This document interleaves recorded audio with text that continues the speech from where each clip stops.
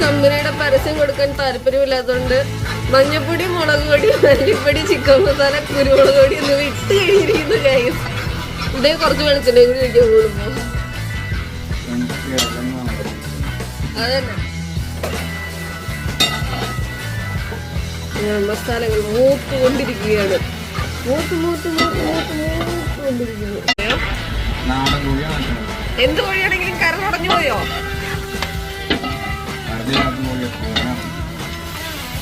കരളില്ലാത്ത കോഴിയാ. കരളുണ്ടാകും. ഞാൻ ഇമ്മാതിരി പണി ചെയ്യോ? കുക്കറിൽ കറിയിരിക്കും.